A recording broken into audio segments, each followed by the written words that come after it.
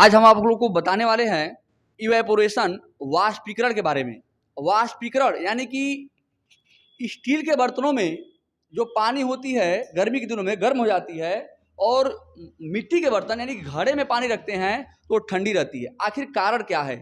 इसका सीधा सा कारण यह है कि जो हमारा ये मिट्टी का बर्तन होता है, इस मिट्टी के बर्तन में आप देखेंगे कि छोटे छोटे जो है छिद्र होते हैं।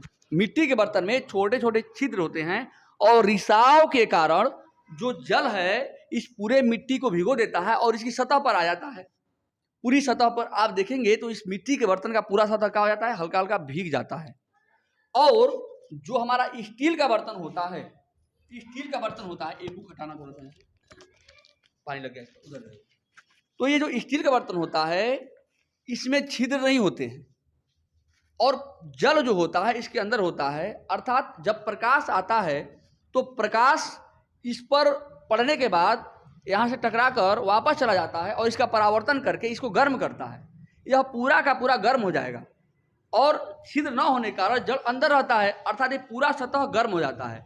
गर्म होने के कारण यह जो है पानी को गर्म करने लगता है। अर्थात इस कारण से स्टील के बर्तनों में हमारा जो जल होता है वो क्या हो जाता है, गर्म हो जाता है। और यहाँ पर क्या हुआ, जब जल हमारा जो है बाहर की तरफ आया तो बाहर आने के बाद जल जो है जब सूर्य का प्रकाश आएगा तो सीधा का सीधा इस बर्तन पे पड़ेगा, यानी कि इसके सतह पे पड़ेगा और सतह पर पड़ने के पास बाद जो है इसको जो है यहाँ से इस जो जल आया था यहाँ पर उसका वाष्पीकरण कर देगा। अर्थात जल जब आया जब इस पर प्रभाव पड़ा तो इस सतह पे प्रभाव नहीं पड़ रहा है बल्कि प्रभाव पड़ रहा है किस पर पड़ रहा है, जल पे पड़ रहा है। और जल का हो गया क्या, वाष्पीकरण। जैसे ही उस जल का वाष्पीकरण हुआ यह जल पुनः अंदर से कहाँ आया, बाहर आया। अर्थात इस प्रकार से जो हमारे वातावरण की जो गर्मी है, जो हमारे वातावरण का तापमान है वह इस घड़े के अंदर न जाकर केवल कहाँ डालता है प्रभाव, सतह पर। और इस कारण से इसके अंदर जल क्या होता है, ठंडा।